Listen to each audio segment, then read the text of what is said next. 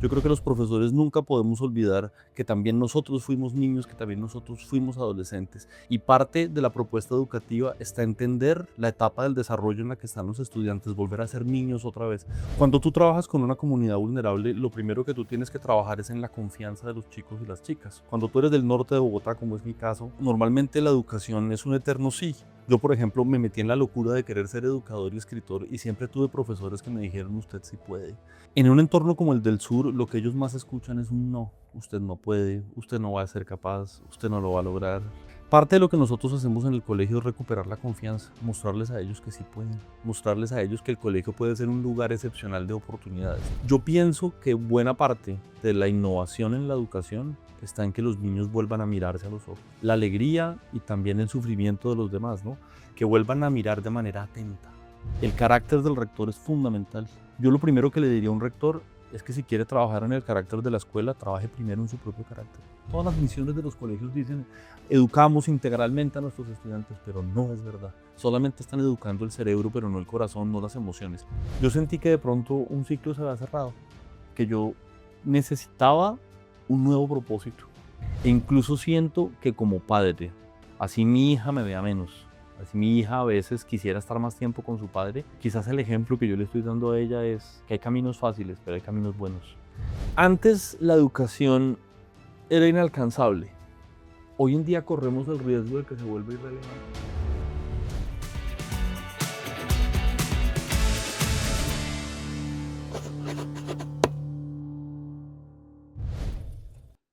Y yo pensaba que la muerte o la locura era escuchar eternamente el rumor de las olas contra las piedras.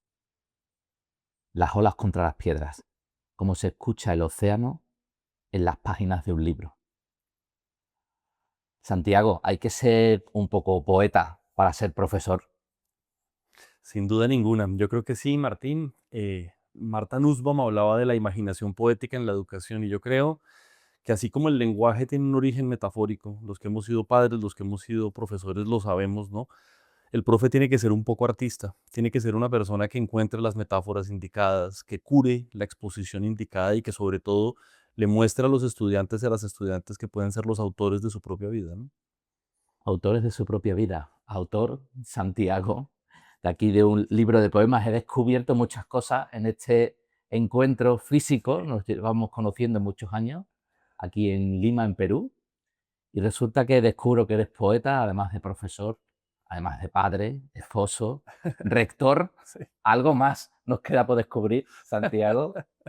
No, sobre todo siento yo que entre la escritura, la poesía y la educación hay muchísimos vínculos. Hay un verso que me gusta mucho de un poeta inglés que se llama William Wordsworth y que dice, el niño es el padre del hombre, ¿no? O podríamos decir, la niña es la madre de la mujer. Todo niño tiene por antepasado, toda persona, perdón, tiene por antepasado un niño y una niña. Y así como cuando uno escribe tiene que conectarse con ese niño, con la intuición poética de ese niño, yo creo que los profesores nunca podemos olvidar que también nosotros fuimos niños, que también nosotros fuimos adolescentes. Y parte de la propuesta educativa está entender la etapa del desarrollo en la que están los estudiantes, volver a ser niños otra vez. Un poeta chileno, Gonzalo Rojas, algún día me dijo que la clave de la poesía era la reniñez. Yo creo que en educación también conviene eso. Ujú. Volver a la niñez. Ujú.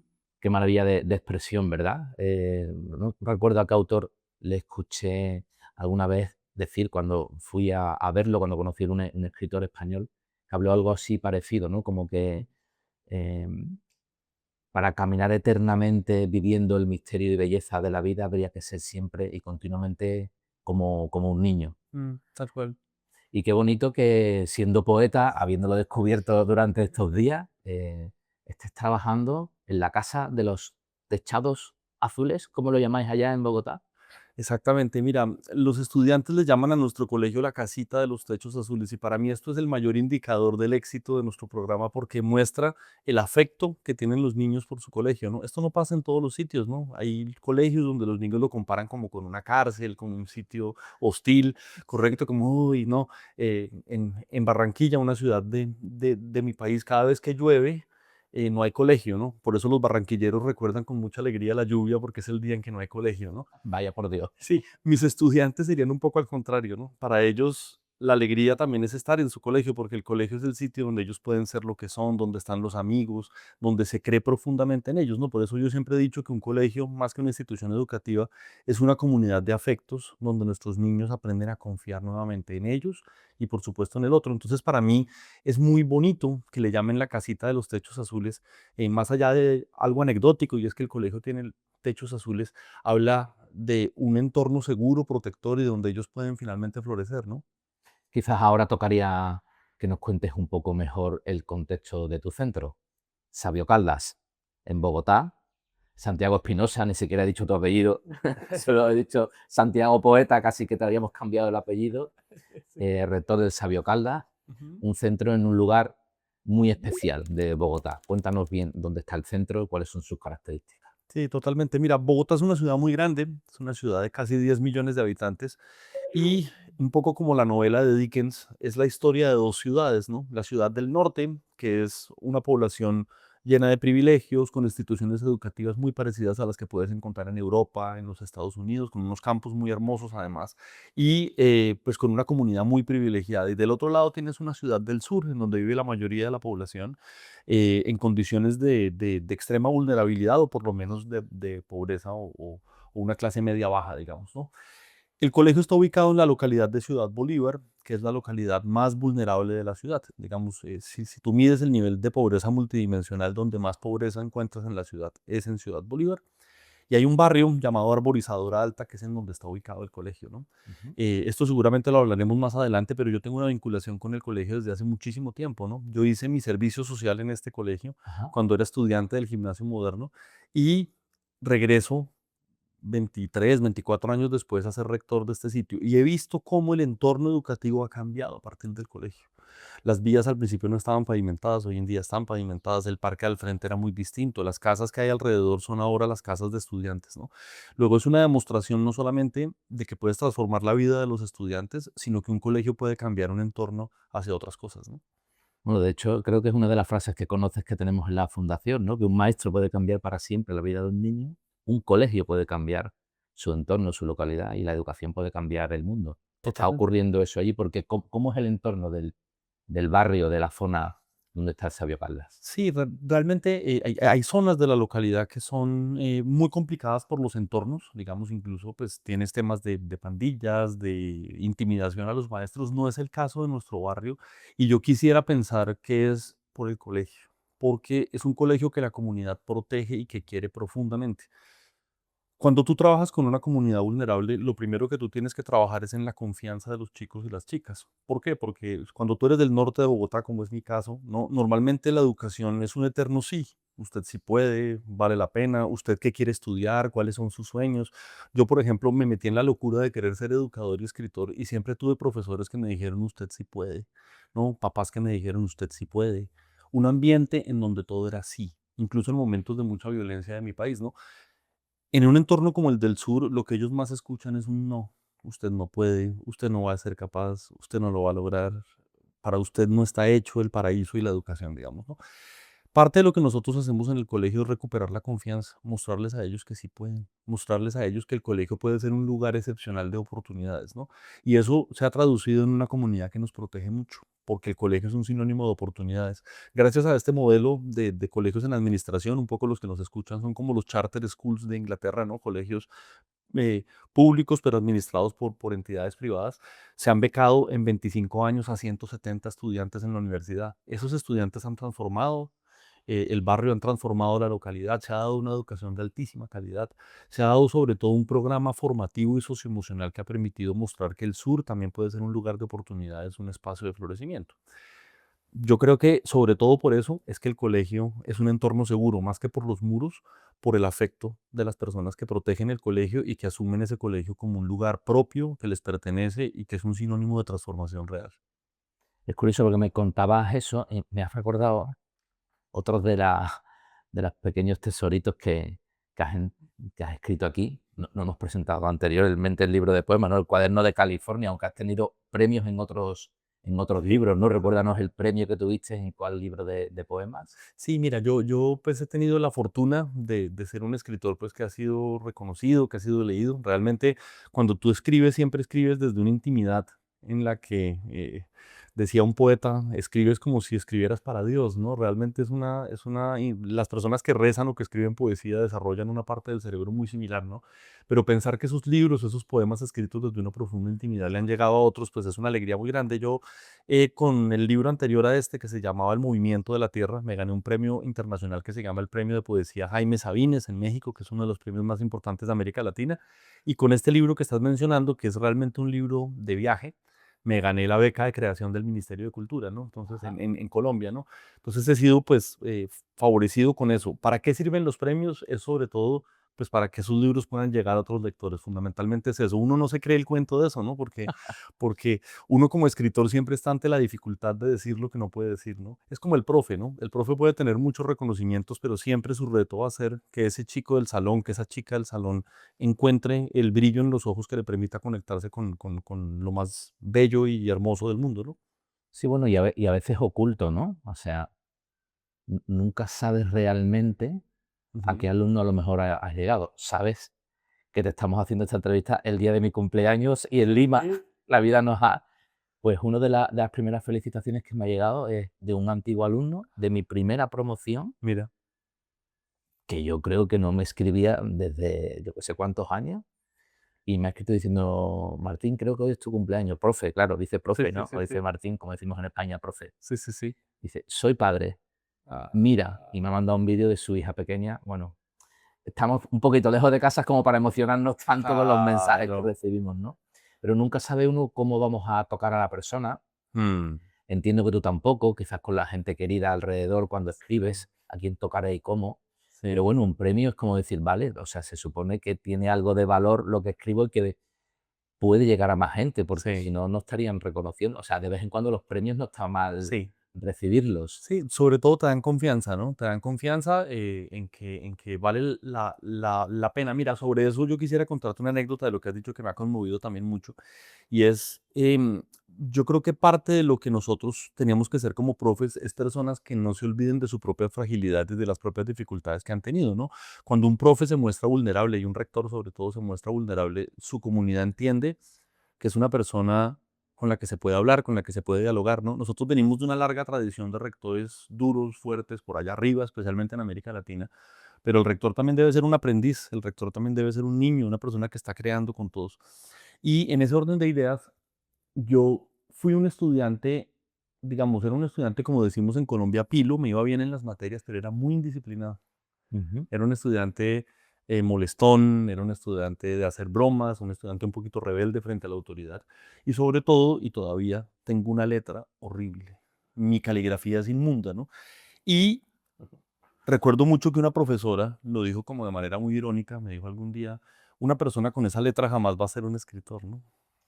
Pues anda que no. Cosas de esa naturaleza. Pero hubo una maestra, Vilma Bernal, ¿no? Que es una profesora que en el año 1991, que es uno de los años más violentos de la historia de Colombia, mataron el año anterior a 4 candidatos presidenciales, se escuchaban bombas, la época de Pablo Escobar, una época en que celebrábamos los cumpleaños en las casas porque era peligroso salir. Todo lo que no ocurría en la sociedad ocurría en Vilma. Era una profesora entusiasta, alegre, tierna, infinitamente delicada. Toda la suavidad del mundo estaba en esa maestra, ¿no? Y ella me convenció a mí que yo podía ser escritor. Y ella me convenció a mí que yo podía ser una persona que no solamente por su humor o por su alegría se destacara, sino también por lo que tenía en su cabeza, ¿no? Lo primero que yo hice cuando publiqué mi primer libro, Los Ecos, fue efectivamente ir al colegio del que yo me eduqué y buscar a mi profesora Vilma, ¿no? Y me acuerdo mucho que le entregué el libro y la dedicatoria era a Vilma Bernal, la profesora que me enseñó a escribir.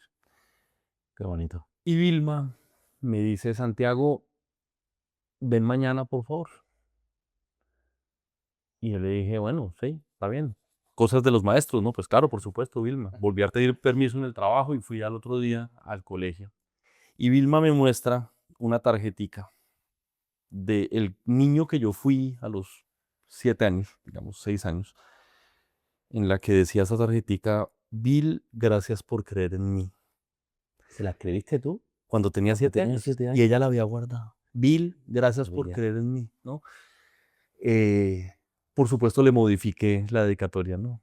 Bill, gracias por creer en mí, ¿no? Cada cosa que yo he escrito es en el fondo un homenaje a esa maestra. Y cada vez que yo pienso en lo que debe ser un educador, tiene que ser esa alegría y esa esperanza de mi profesora Vilma. Una maestra que nunca renunció a un estudiante, incluso si era un estudiante difícil, incluso si tenía una mala letra, podía ser un escritor algún día. Qué poder tenemos los profesores, ¿no? Y menos mal que estuvo Bill, Sí. porque la otra, Dios mío, para Tremendo, dejarla del... tremendo, Ya, tremendo. ya iremos a las cosas estas de las capacitaciones y formación del profesorado, porque también tienes ahí, Sí, sí, sí. tuvo mucha historia, pero el daño Ujú, por la maravilla que podemos dar a nuestros alumnos a veces sin saber la repercusión que tendrá en años, ¿no? ujú, Voy a tirar para atrás donde estaba, porque creo que también puede venir al caso, ¿no? Porque ujú, hay algunos textos más duros. Entiendo que a mí me ha dado la sensación que es viajando por el mundo con tu ahora esposa, dices, ujú. ¿no? Sí, sí, sí, sí. Es decir, como de relación de amor, lo que hemos visto juntos y Ujú, tal, ¿no? En alguna parte más dura, estas cuando hablas de como de no mirar, ¿no? mm, Hay una parte en uno de los poemas que habla, pasa al lado de los ejecutivos que pasan, ujú, no lo mires, ¿no? O por aquí dice, ujú, ujú, no lo mires a los ojos, dicen los habitantes de la ciudad, como si nunca hubieran existido, como si fueran los únicos. ujú, ujú. No sé, eso no está en, digamos, en los estándares y en los libros y tal, pero no sé si esa capacidad de mirar a los ojos, que en el fondo es mirar más allá de los ojos y mirar el corazón, debería ser algo, no sé, se puede estudiar eso en las carreras para ser profesor, no está como está, cuánta importancia tiene, al menos en tu centro, cuando esa posibilidad de avanzársela en tus alumnos. Sí, totalmente. Mira, lo que tú dices es para mí como una ética de vida realmente, ¿no? Yo creo que los niños y los escritores somos las personas que miran. Ustedes recordarán en España y donde nos vean en este podcast, el famoso cuento del emperador, de los trajes del emperador, ¿no? El niño es el que siempre mira que el emperador está desnudo, ¿no? Y eso pasa tanto en la poesía como en la educación.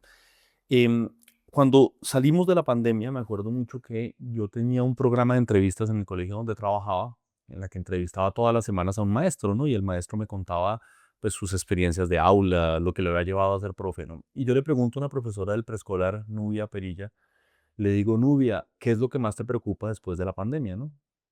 Y yo pensé que ella me iba a decir a mí, no, las competencias lectoescritoras, la falta de hábitos en los chicos. Y me dice, sí, Santiago, hay algo que me preocupa mucho y es que nuestros niños ya nos están mirando a los ojos. Es para mí como, sí, como el inicio de un episodio de Black Mirror, ¿no? Bueno, si los niños no miran, entonces ¿quién va a mirar ahora? Yo pienso que buena parte de la innovación en la educación está en que los niños vuelvan a mirarse a los ojos, vuelvan a mirar la alegría y también el sufrimiento de los demás, ¿no? Que vuelvan a mirar de manera atenta. Todos nosotros miramos como un paneo, ¿no? Educar también está en esa posibilidad de contemplar las distintas caras de las cosas, ¿no? La complejidad, la belleza de los asuntos. Cuando he dado clase, trato de que los niños aprendan el nombre de los árboles para diferenciarlos de los bosques, ¿no? Que entiendan las historias particulares y no solamente lo más superficial. Lo que tú mencionas, y no me quiero extender mucho tampoco, pero es un libro de viajes, efectivamente, es un libro a California, donde yo tuve mi luna de miel y un poco pensé en un libro de poemas de conversaciones con mi pareja, en la que se recordaran otras conversaciones y que un carro avanzara por California y al mismo tiempo como al interior de las vidas, ¿no? La poesía es algo que se comparte, la poesía no es solamente un ejercicio individual, la poesía también es la conversación de dos enamorados con las luces apagadas, o la conversación de una viuda frente al retrato de su esposo, o la conversación de un niño con su padre preguntándole por qué las montañas o por qué el mar. Eso es la poesía en el fondo también, no es una conversación, son voces que se escuchan desde ninguna parte pero que llegan, ¿no? Y en ese orden de ideas, en San Francisco, que fue una ciudad que me impresionó muchísimo, tienen una circunstancia muy compleja porque desmontaron todos los programas de protección de los habitantes de calle y tú tienes pues una opulencia tremenda, las grandes firmas de la tecnología, por decirlo así, y al mismo tiempo una cantidad de personas sin casa en las calles, digamos como si fueran zombies, ¿no? Como si fuera una especie de ciudad de los muertos y al mismo tiempo unos turistas abriéndose paso en las calles por ellos, ¿no? Y como el poeta es el que mira, pues yo miraba, ¿no? Y como el educador es el que siempre trata de conectar con los otros, pues yo también miraba, ¿no? Y me acuerdo mucho que yo le pregunto a un señor en el hotel, en la recepción, le digo, oye, es impresionante la cantidad de gente que está aquí en la calle, ¿no? Y me dice una frase en inglés que me deja a mí absolutamente frío. Y me dice, no los mires a los ojos. Como si fueran zombies, ¿no? Como que si los miras a los ojos te conviertes en uno de Igual te ellos. pasa algo, sí. Entonces escribí ese poema que el título es No los mires a los ojos, precisamente para mirar a los ojos. Todo el tiempo estoy mirando a los ojos de esas personas, tratando de imaginar las historias, ¿no? Y en particular es un poema muy doloroso porque habla de ciertas imágenes de la calle y una en particular que a mí me impresionó muchísimo, que era un hombre que hacía así con la cabeza, así, como que él tenía un tema, digamos, seguramente de esquizofrenia o de un problema mental, y hacía así en la cabeza como un péndulo, ¿no? Y yo decía, caramba, ¿qué está buscando él en esta cabeza, ¿no? Tú dirás, bueno, has hablado de una educación esperanzada y alegre y estas historias son muy duras, ¿no? Pues precisamente ahí es en donde tiene que llegar la alegría de la poesía y de la educación, ¿no? Pensar que esa persona es una persona, que en una educación como la que nosotros queremos nadie sobra, ¿no? Y eso tiene mucho sentido con haberme ido a trabajar a una localidad vulnerable de Bogotá. Ujú, Yo por eso me has recordado poéticamente ujú, 2 temas muy ligados a la comprensión y a esa ola tan grande de que también tuvieron mucho protagonismo toda la línea de Harvard, ¿no? A la hora ujú, de avanzar un poco en los paradigmas de educación. ujú. O sea, has hablado de árbol y no bosque para hablar de la profundidad Sí, sí, sí, sí, sí, sí, sí, sí, tal en cual. vez de la superficialidad, ¿no? Mm, Que también es un tema. Y luego el no lo mires a los ojos para mirarlos, para mirarnos. que me ha recordado a la famosa cebra de Carmen cuando da los cursos y Sí, dice, sí, no penséis en una cebra con rayas rosas, fucsia, brillante. Al final, la propia lo palabra de arte representó. justo se lleva Sí, y tal habla cual. ahí a partir de ahí de la colonización de la mente, pues tú has hecho eso de manera poética, ¿no? Totalmente. Decir que no los mires para justo decir, que lo tengo que mirar, ¿no? Hay que mirar. Y hay que mirar esa vulnerabilidad. Bueno, aprovechando que hemos nombrado a Carmen, una de sus juegos malabares en las capacitaciones para llevarnos a otros mundos, Ujú. no sé lo que hicisteis con ella y con nuestro compañero Miguel allí, cuando estuvo en vuestro colegio, porque Sí, mira que nos andamos mundo, que por eso que nos hemos encontrado en Lima, sí. pero que, ¿tú qué crees que pudieron percibir mis compañeros para llegar tan entusiasmados, tan transformados de lo que se vivía en tu centro? Porque como eres poeta y tan amable en tus palabras, no has sido lo suficientemente crudo también en describir la realidad y el contexto social que se vive ahí en el sur, donde tienes tu colegio, ¿no?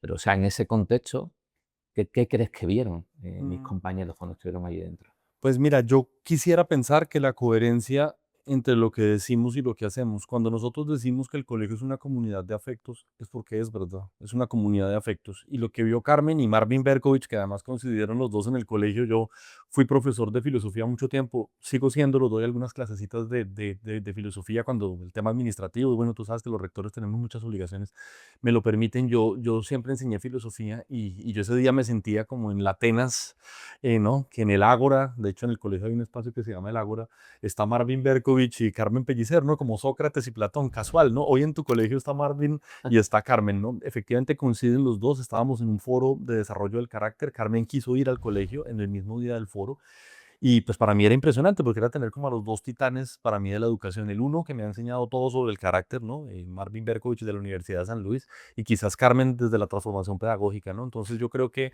para mí fue realmente impactante. Y lo que ellos ven es la coherencia de la comunidad de afecto. Es un colegio donde los niños no le tienen miedo a sus directivos y los saludan de abrazo. Un colegio donde inmediatamente llega una persona de España y los niños la rodean y le dicen, bueno, cuéntame de España, ¿tú qué haces aquí? Son unos niños que encuentran en el colegio ese lugar de confiarse, de mirarse nuevamente a los ojos, esa absoluta alegría de la educación. Yo creo que eso fue sobre todo lo que más les impresionó. Y también las relaciones de un equipo directivo que ha trabajado deliberadamente en sus relaciones y en su carácter, ¿no? Todo lo que nosotros hemos hecho también ha sido parte de un trabajo muy sistemático con el equipo directivo para que el equipo directivo sea realmente una comunidad de afectos que se transmita a toda la comunidad, ¿no? Entonces yo creo que eso le debió impresionar mucho a Carmen. Y lo que tú dices es cierto, ¿no? Encontrar eso en un espacio tan retador, pues te habla de la infinita posibilidad de la educación. Mira, nosotros todos los años celebramos la Semana por la Paz, ¿no? Que entre otras cosas esto me parece a mí muy bello porque los políticos no han podido hacer la paz en el país, vengan de la derecha, de la izquierda, pero en los colegios siempre se ha celebrado las semanas de la paz. Eso tiene un valor muy significativo porque es como, bueno, los grandes no se han reconciliado, los adultos no se han reconciliado del todo. Hoy en día tenemos una violencia distinta, ¿no? Más que política, puede ser una violencia incluso, pues, de carteles y demás, pero sigue siendo un conflicto. Pero en los colegios sí tenemos que construir un entorno pacífico, vengan de donde vengan, ¿no? Y en esa Semana de la Paz nosotros le preguntamos a los estudiantes que identificaran los municipios, así le llamamos nosotros como a los pueblos en Colombia, digamos que el país se divide en departamentos, como en México en estados, por ejemplo, y esos estados o departamentos se dividen en municipios, ¿no? Y les dijimos a los estudiantes, bueno, identifique de qué municipio viene su papá, su mamá y sus abuelos hasta donde usted pueda, porque hay muchos vacíos, ¿no? Hay personas que de pronto no conocieron a los abuelos, etcétera, etcétera. E identificamos 340 municipios de Colombia en el colegio, lo que equivale a una tercera parte del país. Colombia es un país enorme, Ujú. muy grande. Son 2 veces Francia, ¿no? ¿Y eso qué significa? Que tú tienes en Bogotá, la capital, en el centro, en las montañas, tienes una conjunción de hijos, hijas, nietos, nietas de la violencia, personas desplazadas que llegan de todas partes del país. Tienes una especie de lugar multiétnico, multirracial. Ciudad Bolívar es un sitio construido del desplazamiento, ¿no? Y por supuesto, pues tienes unas condiciones de violencia fuertes en sus historias familiares. Muchos de ellos son víctimas de la violencia y del conflicto. Muchos de ellos pues han tenido que vivir situaciones familiares muy difíciles y muy complejas y el colegio ha sido su rescate, ¿no?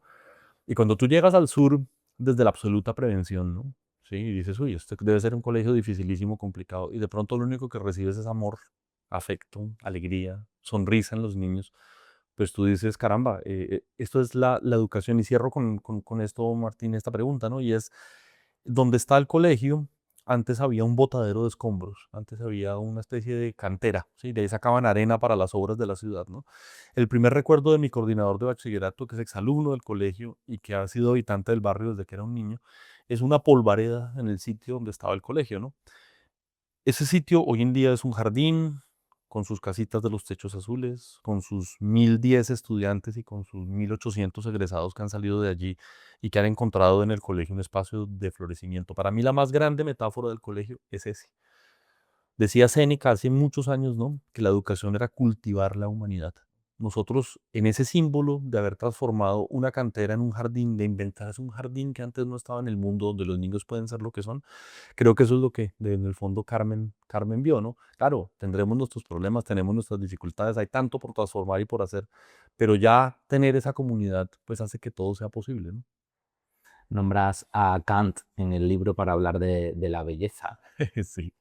Eh, Has hablado de la transformación de algo aparentemente no bello en bello, Ujú, pero también quizás esa mirada posibilitadora, ujú, quizás ha permitido tanto a ti como ujú, entiendo que a otras personas que han pasado por tu centro antes de que llegase, en ver que había algo bello detrás de esa polvareda, ujú, de esa cantera, ¿no? De esa ujú, situación, ¿no?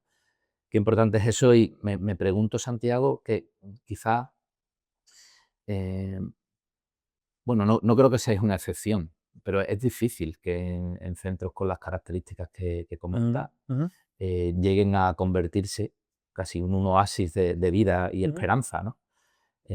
Porque más bien también tenemos muchos ejemplos de todo lo contrario, Ujú. digamos, de centros que se convierten un poco en guetos, que las heridas, por no decir la violencia de los alumnos, sus heridas provocan heridas también en los profesores y en la propia vida de los centros. Yo no sé si serías capaz de decirme como las dos, tres claves fundamentales Ujú, que desde tu experiencia, ¿no? Habiendo llegado al Sabio Caldas, luego hablaremos de ujú, cuando nos conocimos que estaba en gimnasio moderno, ¿no? Cuando ujú, llegas ahí, o sea, ¿qué podrías decirle a otro rector, a otro director que lo envía a un colegio de este tipo ujú, para que poco a poco, porque entiendo que esto es muy poco a poco, mucho trabajo, mucha constancia, hay que tener una mirada de medio plazo, pudiese cambiar la cultura de un centro que quizás está enquistada o mirándose más bien en la polvareda y la cantera más que en la posibilidad? ¿Qué dos, tres decisiones tomarías rápidas para que eso quizás poco a poco ujú. pueda ir cambiando? Sí, de pronto contextualizar un poco a los que nos ven y es, Yo les he hablado a ustedes de Bogotá como la ciudad del norte y la ciudad del sur, el sur donde vive la mayoría de la población en condiciones, pues algunos de ellos de mucha vulnerabilidad, otros pues que han evidenciado un cambio social porque se han hecho cosas también y muy importantes, uno tampoco puede desconocerlo, y un norte de la ciudad en donde suele condensarse, no en todos los casos, pero en casi todos, pues la población más adinerada y con más oportunidades. Mauricio García Villegas, que es un escritor de mi país, habla de un apartheid educativo. Una frase muy fuerte, ¿no? Y es unas brechas cada vez más grandes entre unos colegios top privados del norte que están acreditados en las mejores acreditaciones internacionales, que tienen programas de los mejores del mundo. Tú perfectamente puedes encontrar un colegio en Colombia del nivel de un colegio de Estados Unidos, de Europa, sin ningún inconveniente. Y del otro lado tienes una situación de educación pública en los colegios en donde las brechas han empezado a crecer. Hay que decir las cosas como son, ¿no? Los colegios públicos son increíbles lugares para la convivencia, laboratorios de paz, lugares de creatividad impresionante, pero a nivel académico, realmente la brecha entre estos colegios privados y los públicos se ha venido acrecentando de manera muy importante al punto en que ya empiezan a verse los desniveles, ¿no? Ujú, Es decir, tú puedes sentir que el desarrollo de un chico de octavo, por ejemplo, en un colegio del norte puede llegar a ser el equivalente a un desarrollo de un décimo o décimo en otro sitio, ¿no? Que los niveles de lectura empiezan a golpearse, que los niveles socioemocionales se lastiman, ¿no? Y esto ha tendido a crecer y a crecer y a crecer y a crecer. Nuestro colegio, al ser un colegio en administración, es una posibilidad, no digo que la única, de tender puentes de que todos estos modelos transformadores que se están implementando en los colegios del norte puedan llegar a estos contextos en donde normalmente el discurso va por otro lado. Pero al mismo tiempo, y ahí es en donde yo siento que está la principal transformación, esto comunitario, esto tan poderoso de colegios que trabajan en estas localidades, está sacando de la burbuja a un colegio del norte como el Gimnasio Moderno. Efectivamente, yo me eduqué en el Gimnasio Moderno, uno de los colegios más tradicionales del país. Muchas veces se hace la broma que ese es el colegio del que salen los presidentes de la República y hay algo de cierto porque han salido dos presidentes de la República del colegio y es un sitio privilegiado con un campus absolutamente hermoso. Alguna vez fue el rey Carlos al colegio y le comentó al rector y le dijo, mire, yo me siento como en el colegio donde yo estudié en Londres y es así, ¿no? Realmente es un sitio absolutamente hermoso, con miles de oportunidades. Y del otro lado tienes un colegio en Ciudad Bolívar. Este modelo ha permitido que entre los dos colegios exista una relación de hermandad y un complemento necesario. La comunidad del Moderno ha encontrado en el Sabio Caldas un propósito. Vamos a becar a estos chicos, vamos a transformar a estos chicos y del otro lado, el sabio Caldas ha encontrado la constatación de que se puede aprovechar estas oportunidades y como lo dijo una exalumna nuestra, de que la gratitud abre puertas para otros, ¿no? Pues como te decía, ¿no? Ya van 170 estudiantes becados, el nivel académico de nuestro colegio es el mejor de la localidad, sin ser un colegio puramente academicista, ¿no? Tenemos un programa socioemocional inspirado en el carácter que ha sido incluso destacado en revistas inglesas, que ha sido modelo de la Secretaría de Educación para muchas cosas. Luego esta alianza yo siento que ha funcionado muy bien, ¿no? Y seguramente el Moderno es un colegio mucho menos apático, mucho más empático con las diferencias de los otros, gracias al sabio Caldas, ¿no? Yo creo que la educación privada del norte también es una forma de marginación. ujú. También es pensar que tú vives en un nicho lleno de miedos, lleno de prejuicios, ¿no? Y el sabio Caldas les ha mostrado al moderno el país real, ¿no? Pues fue así, ¿no? Yo fui un estudiante del colegio, no soy de una familia particularmente adinerada, pero he tenido privilegios, ¿no? Y solo hasta que fui al Sabio Caldas a hacer mi servicio social me di cuenta de lo que significaba vivir en una ciudad como la nuestra, ¿no? Eso ha cambiado mucho las cosas, pero bueno, me preguntabas por las claves, esto me parece importante decirlo. Digo, además, yo creo que el contexto es necesario Sí. para a lo mejor preguntarte alguna cosa y luego para precisamente algunos mensajes un poco menos esperanzadores de, bueno, Ujú. ¿qué está pasando con la educación? Sí, Pues a sí, veces sí, encontrar y posibilitar sin duda. que haya personas que estén en contacto con esas realidades para preocuparse Ujú, por nuestro país, como en tu caso, ¿no? A ujú, veces esos proyectos que se hacen de impacto social, diríamos, ujú, de ujú, voluntariado, de encontrarte con la realidad, o sea, ujú, eh, que colegios, en este caso del norte o de un nivel socioeconómico ujú, alto, ujú. sigan teniendo dentro de su savia vertebradora esta posibilidad, es también sí creer en la esperanza transformadora de la educación, en cierta manera. Ya, yo creo que la primera clave para mí ha estado en lo siguiente, y es lo que hoy en día se llama empoderamiento, o que el fundador del gimnasio moderno, Agustín Nieto Caballero, decía hace muchos años como la disciplina de confianza. Yo vengo de un colegio que enseñaba la disciplina de confianza. Los estudiantes eran interlocutores válidos, los estudiantes eran dueños hasta cierto punto de su proceso formativo, ¿no? Hay cosas de autonomía escolar que a mí del moderno me impresionaron siempre mucho, ¿no? Tenemos una revista escolar que no tiene ningún tipo de censura. Y los estudiantes mismos a veces se equivocan, pero reparaban esas equivocaciones activamente. En el colegio los estudiantes tenían mucha, mucha fuerza, ¿no? Porque se confía en ellos y porque hay una relación de confianza entre los maestros, ¿no? Yo siento que el impacto de haber vivido eso en el sur es aún más transformador, porque nosotros estamos en una ciudad donde la desconfianza puede ser la norma. Hay un verso de la poeta María Mercedes Carranza que dice: del norte a sur la desconfianza, el recelo. Y es una descripción perfecta de lo que tú sientes en un Transmilenio, en una calle, ¿no? Y es como esa desconfianza, ese recelo, ¿no? Pensar que en una comunidad como la nuestra hay un espacio de confianza, una relación de confianza con el maestro, donde el maestro confía en el estudiante y sobre todo en el potencial de ese estudiante, yo creo que es la clave, ¿no? Y eso lo sumo con la segunda clave, ¿no? No solamente crear un entorno de confianza. ¿Y cómo lo hace Santiago? Porque, ¿cómo hacer eso? Ujú, Cuando, digamos, tu vivencia ujú. te pega al piso, te hace que te quedes sentado. Porque, o sea, yo te escucho y evidentemente para mí es la primera clave que puede desencadenar todo lo demás. Mm. Pero ¿cómo lo llevas al día a día?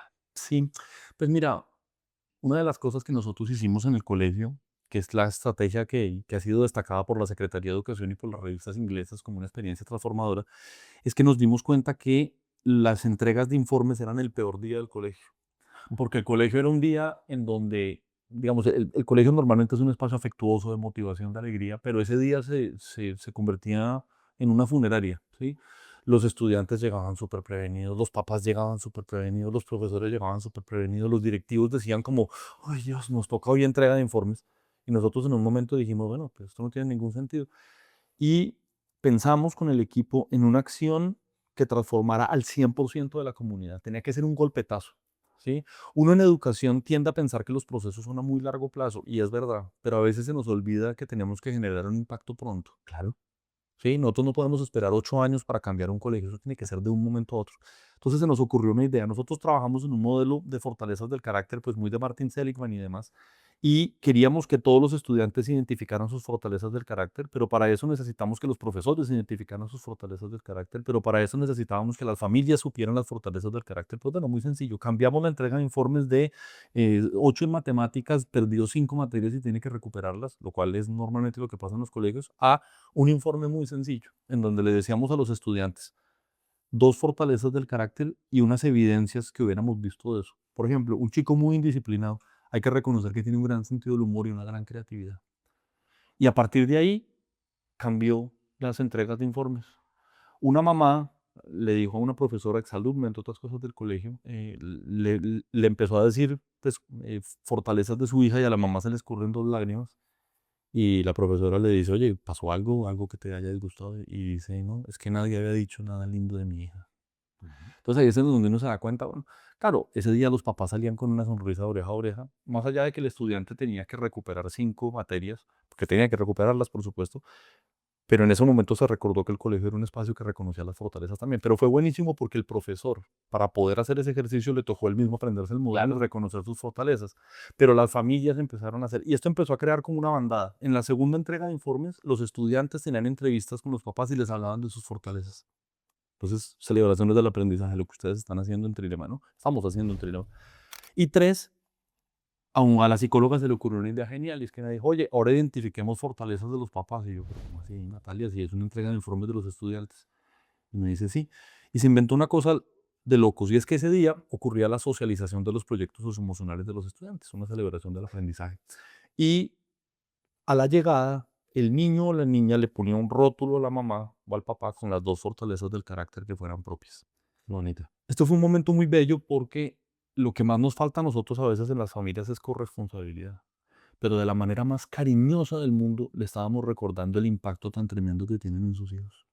Mire, usted es el modelo de perseverancia, usted es el modelo de espiritualidad de su hijo, ¿no? Y fue un espacio absolutamente conmovedor y hermoso en donde pudimos trabajar desde el reconocimiento. Este clima que creamos de interiorización pues ha sido tan fuerte que nos van a las escuelas de padres 500 familias y Guau, realmente ha cambiado como el clima del 500 colegio. Sí, familias, sí, de 800 o 700 y pica nos van 500. la épica que es para nosotros que vengan 10 o 20 a No, no, escuelas de familia, me refiero a nosotros en general en el país, ¿no? totalmente, totalmente. Y siguen las otras, ¿no? Tienes profesores que son modelo de carácter. Sí, pero es verdad que simplemente las primeras claves que has dado Nada, son muchas. es lo que intentaba, ¿no? Bajar de la teoría a la práctica y has hablado de tiempos específicos dedicados, has cambiado de esa verbalización sobre los alumnos, ese trabajo con los Ujú, profesores. Tú sabes que nosotros, especialmente en lo que llamamos las evaluaciones intermedias, que hemos ujú, introducido, o en esas finales, también fue un cambio de cultura, total. empezar a bucear en las fortalezas y a veces nos hemos encontrado que nunca se había parado un profesor digamos, por inercia de lo que ha sido hasta ahora la educación tradicional a pensar que tenía que reforzar alguna cosa de todos, no de los que solo los que van bien. Y Total. luego me ha parecido muy interesante la manera de, porque en verdad todos lo pensamos, ¿no? Dice, bueno, la escuela cumple una función, Ujú, pero las familias cumplen otra, ¿no? O sea, y a veces tienes la sensación de que si las familias no van aportando no vamos a poder hacer nada. Bueno, la escuela tendrá ujú, su espacio si puede, ¿no? Entonces, que la manera de ujú. decirle a la familia, haga usted algo, Sí, sea darle un refuerzo positivo en vez de decirle no está haciendo usted lo que tiene que hacer, sí. pues me parece como eso, una cosa como muy práctica, muy bonita, muy Ujú, sencilla, y luego ese cambio, porque normalmente en entornos vulnerables a veces lo que nos ocurre en ujú, España es que precisamente es los colegios donde las familias no van en líneas generales. claro. En general no van cuando sobre todo a partir de secundaria, Ujú. casi en ningún colegio. Hay mucha intención en inicial, en Claro, infantil y luego ya se va claro, abandonando. Pero en entornos vulnerables a veces es muy claro. difícil que vengan, ¿no? Y que hayáis Sí, conseguido que vengan claro. tantas. Pues es que imagínate dejar a tu hijo con el rótulo para tu papá solo, eso genera una responsabilidad grande, ¿no? O que sea un colegio donde, pues, al ir, tú tienes también algún tipo de oportunidad. Mira, yo creo que la clave, lo más importante, si me lo preguntas a mí, es que los adultos educamos sobre todo con el ejemplo. Por ejemplo, las personas que me escuchan, yo estoy diciendo palabras y las personas dicen, bueno, yo recibo eso, pero es que en un colegio la mayoría de los niños no hacen un análisis crítico. La mayoría de los niños por sus edades aprenden por símbolos, aprenden por ejemplo. Un ejemplo de lo que nos pasa a nosotros es que podemos recordar muy poco de algunas clases, pero nunca olvidamos el carácter de los maestros, bueno o malo. Lo primero que tiene que hacer un colegio para transformar el carácter de la escuela es el carácter de los propios adultos que trabajan en la escuela. Esto parte del rector. Si el rector es un tipo que no irradia alegría y esperanza, pues no vas a tener un colegio con alegría y esperanza. Yo esto lo vine a entender con el tiempo. Yo la verdad pensaba que el rector era como una especie de, sí, como de gran coordinador y pues en el fondo los que importan son los profes. Y es verdad. Pero con el tiempo he llegado a reconocer que el carácter del rector es muy importante. Y tanto. Cuando un rector es simplemente un administrador, el colegio lo resiente. Ujú. Cuando el rector es simplemente un señor que regaña a la gente, el colegio lo resiente. El carácter del rector es fundamental. Yo lo primero que le diría a un rector es que si quiere trabajar en el carácter de la escuela, trabaje primero en su propio carácter. Ujú. Si usted quiere que sus estudiantes sean más perseverantes, sea usted más perseverante. Si usted quiere que sus estudiantes sean, no sé, amen aprender, demuéstrenles que usted también ama aprender las cosas que ellos hacen. Hay una frase muy buena de Marvin Berkovich que dice, lo que tú les enseñas a los estudiantes no va a ser importante hasta que ellos sepan lo importantes que son para ti. Y eso tiene que saberlo un rector, pero lo mismo el equipo directivo. Esto tú lo habrás vivido en 1000 colegios, ¿no? Y es, las relaciones de los chicos no son buenas. Bueno, ¿y las del equipo directivo son buenas? Yo estaba en un colegio donde la relación con el equipo directivo, en el sabio al inicio, no eran buenas. Se notaban las diferencias, se notaban las tensiones. Y en un momento nos dimos cuenta, oye, si queremos construir relaciones, tenemos que empezar a partir de nuestras propias relaciones. ¿Cómo solucionamos nuestros problemas? Y ese mensaje se traslada después a los profes, ¿no? Los maestros, lo mismo. Mira, yo me he preocupado mucho en la vida por la lectura. Soy un escritor y creo que hay una posibilidad tremenda. Los seres humanos seguimos siendo animales lingüísticos, ¿no? Y eso hace eso es lo que nos diferencia, ¿no? Somos las personas que no solamente les basta con hacer una acción, sino que tienen que hacer un poema sobre lo que les maravilla, ¿no? Esos son los seres humanos, esos somos nosotros, ¿no? Pero los profes quieren que los estudiantes lean y ellos mismos no leen. ¿Mm? Claro. ¿Correcto? Los profes quieren que ellos amen aprender, pero qué resistencia al cambio frente a las cosas, ¿no? Uy, no, yo no quiero trabajar por proyectos. Uy, no, no, trabajo cooperativo. Metacognición, no. Yo vengo enseñando hace 20 años. Esa misma mentalidad fija del profesor es la de los estudiantes. Entonces, el profesor mismo tiene que ser un ejemplo de carácter. Para mí, ahí está la clave. Yo siempre pensé que el liderazgo era una cosa de puertas para afuera, de hacer cosas. Y soy una persona que además tiene en sus fortalezas un espíritu logrador muy fuerte. Yo hasta que no logro algo no descanso. Y yo pensé que liderar era eso. Liderar parte de un camino de adentro. El líder tiene que vencer sus propios fantasmas. Henry May, un amigo educador inglés, nos dio una formación una vez muy bella que hablaba de la imagen, para mí más poética, de las que yo he recibido en muchas formaciones, y es el soldado persistente. Les cuento esta historia que es muy bonita.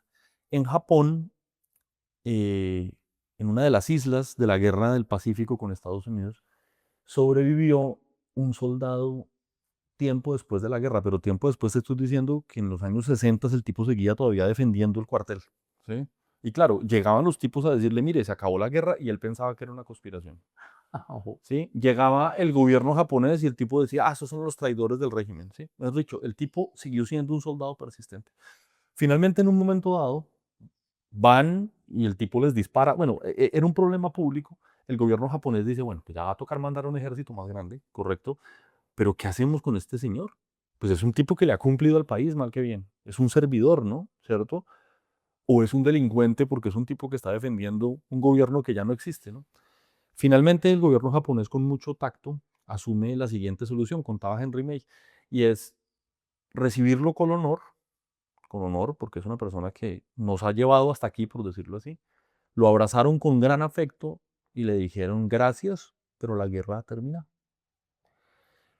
¿Por qué les estoy contando todo esto? Porque los líderes tenemos adentro soldados persistentes. Por ejemplo, yo me eduqué en un colegio de hombres en el que no había mujeres. Un colegio donde tú tenías que demostrar con un carácter cosas fuertes. Tú no te podías dejar aplastar. Tú tenías que ser una persona graciosa para agradar, en fin, ¿no? Muchas cosas que tú tienes en tu interior, ¿no? Pero llega un momento en que ese que te llevó hasta donde te llevó, tú tienes que abrazarlo y decirle gracias por traerme hasta aquí, pero la guerra se terminó. Un líder también tiene que entender que se convirtió en un padre amoroso, por decir algo, ¿sí? Que ya no es más ese muchachito competitivo, ya, no más, ¿sí? Ese es el tipo de cosas que un líder tiene que traducir. Un líder tiene que preguntarse, ¿cómo escucho más a mi comunidad, no? Claro, para llegar a ser rector te toca ser una persona muy activa. A ti no te dan la rectoría si tú no eres un guerrero, ¿sí? Pero cuando tú llegas a la rectoría, te toca empezar a desaprender, a ver cómo te escuchan, cómo escuchas a las personas que están a tu alrededor, ¿sí? Muchas veces la función de un rector, más que imponer un modelo, es escuchar amorosamente al directivo que, que está en ese momento, ¿no? Hay un concepto que a mí me gusta mucho que es el liderazgo de servicio, que es un concepto lindo porque, y lo hemos trabajado deliberadamente con el equipo, y nos hemos metido a estudiar eso. Y es que en colegios con gran clima laboral y con gran clima institucional se dieron cuenta que había personas que ejercían labores muy importantes para la comunidad. Por ejemplo, siempre llegaban y había café hecho, ¿sí? ¿Quién hacía el café? La directora administrativa. De pronto esa persona era la más importante del colegio, ¿sí? La secretaria que recibía a los niños en las admisiones. De pronto esa persona era la persona más importante del colegio, ¿no? Nosotros, ¿qué hicimos con la institución? Nos dimos cuenta que los profesores estaban muy articulados, que los directivos empezaron a articularse, pero teníamos un grupo de empleados de servicios generales que no vivían en un entorno lo suficientemente positivo, ¿sí? Tenían trabajos duros, renunciaban con frecuencia. Nosotros llegamos a la conclusión que hasta que no cambiáramos esa relación no íbamos a cambiar el colegio. Lo primero que hicimos es que yo fui un día a un colegio de la localidad y me dice el rector, le presento a Mario que trabaja en servicios esenciales. Y yo, un momento, ¿tú dijiste servicios esenciales? ¿Qué es eso? Y me dice, sí, ¿qué es? Y ¿no? Pues nos dimos cuenta, el colegio Rogelio Salmona, nos dimos cuenta que el nombre era muy importante. Ujú. Entonces, si le decíamos servicios generales, era una generalidad, pero si les decíamos servicios esenciales, cambiaba. Y yo le dije, ¿le puedo robar esa idea? Me dijo, sí. Subí una foto en las redes sociales diciendo, les presentamos a nuestro equipo de servicios esenciales, punto. Empezó a cambiar. Pero más allá de eso, empezamos a pensar cuáles eran las necesidades de ellos. Entonces, nos dimos cuenta que los chicos dejaban los salones hechos un desastre, que no los reconocían. Leyendo, vimos en un colegio gringo que cada grupo apadrinaba a un miembro del personal, ¿sí? Y le celebraba los cumpleaños como el tuyo hoy, ¿sí? Y festejaba eso. Lo mismo hicimos. Cada curso apadrinó a un empleado de servicios esenciales o un miembro del equipo administrativo. Tú no te imaginas la emoción, por ejemplo. A la enfermera le correspondió un curso y los niños se disfrazaron de enfermeras. Y llega ella al salón y todos los niños disfrazados de enfermeras. Claro, uno dice, esto le apunta a la enfermera naturalmente. Se da cuenta que no es simplemente la que pone las gasas, sino que es una persona muy importante para la comunidad. Pero estos chicos aprendieron el valor de la gratitud, que es una de las pocas maneras en que tú puedes medir la empatía. La empatía es un concepto muy amplio, la gratitud se puede medir. Ujú. ¿Sí? Entonces, a partir de eso, le enseñamos gratitud a los chicos, pero también le enseñamos a los empleados de servicios esenciales que son claves para nosotros, que son fundamentales. Eso te cambia el clima de un colegio. Luego, en el fondo, lo que te estoy diciendo es trabajar deliberadamente en esto sí se puede. Y si no lo haces, no. La mayoría de los colegios, conozco miles de ejemplos, de un lado tienen lo académico, que es lo único que importa, y dicen, ay, sí, lo formativo. Todas las misiones de los colegios dicen, educamos integralmente a nuestros estudiantes, pero no es verdad. Solamente están educando el cerebro, pero no el corazón, no las emociones. Si tú quieres que eso cambie, todo el colegio tiene que priorizarlo, trabajarlo deliberadamente, desarrollarlo, dedicarle tiempo y espacio, y así es que cambias un colegio. Lo mismo con la transformación pedagógica. Porque tú, Santiago, el problema es que me dejas con tantas metáforas como para ahondar más. Bueno, para eso eres escritor, ¿no? Sí, sí. Eh, lo del guerrero, este me lo voy a llevar, creo yo. O Sí. sea, no, el problema es que mi cabeza se queda ahí pillada y me pongo a pensar en todo tipo de Sí, liderazgos, sí, ¿no? sí, sí, sí. Y a ver dónde estaba el guerrero de uno, de otro, de la Sí, sí, gente que sí, uno sí, sí, no va sí, sí, sí. conociendo. Em, o sea, yo no sé hasta qué punto, cuando te mandas ya Sabio Carla, o sea, Ujú, me gustaría que pensásemos un momento en si esa alegría, ujú. que por otro lado la tienes, Sí, sí, sí, sí, sí. que también me lleva a recordar que has dicho que era un alumno inquieto y no me extraña, Sí, sí, sí, claro, claro, claro. esa alegría que tienes un poco en tu naturaleza, no sé si la viviste tal cual cuando fuiste del moderno Mm, al Sabio Caldas, ¿no? ujú. Porque realmente aquello sí, el gimnasio moderno es como el paraíso, no tiene los techos Azules, sí. azules, Todo es azul y verde, todo es dice. verde, es una maravilla. Em, se vive así, o sea, de cierta manera, en el fondo hay que ser muy guerrero permanente Ujú. para apostar por la vulnerabilidad, porque en el fondo sí estamos viviendo también, claro, en el gimnasio se vivía también muy bien, además, no lo has dicho, pero dentro de tu apuesta por estar en el colegio en el que estás ahora, echan 2 horas de camino cada día para ir a volver Sí, a tu casa y ver un poquito menos a tu niña. sí, Em, no lo sé, ¿cómo sí, queda uno ahí permanente cuando a lo mejor eso, el gimnasio moderno se sí. estaba, se estaba muy bien? Pues mira, yo tengo una vinculación con el gimnasio moderno muy honda, muy profunda, porque soy exalumno del colegio y fui infinitamente feliz en mi colegio, porque fue un colegio que me permitió ser, que no le tuvo miedo a la libertad, que tuve maestros que amaron profundamente lo que hacían y yo me hice educador pues por ese ambiente maravilloso, ¿no? Es un colegio donde me casé en la iglesia. Ajá. Es un colegio donde las cenizas de mi padre, que ha sido mi gran maestro y mi gran inspiración, no solamente en la vida, sino en la escritura también, ¿no? Él no escribía poemas, sino hacía geología, pero ahí yo aprendí toda la poesía del mundo, ¿no? Sus cenizas están en el colegio. porque hay un cenizario en el colegio. Mi hija va a entrar a estudiar en un año al Moderno. Trabajé 13 años como maestro, 10 de ellos como directivo. En ese colegio está algunas de las cosas más importantes de mi vida, ¿no? Llevo más tiempo en el colegio que fuera del colegio. Mucho más, ¿no? Es decir, pues si tú sumas los 14 de estudiantes más los 13 de trabajo, es casi toda mi vida. Realmente han sido pocos los años en que yo no he estado vinculado con esa institución.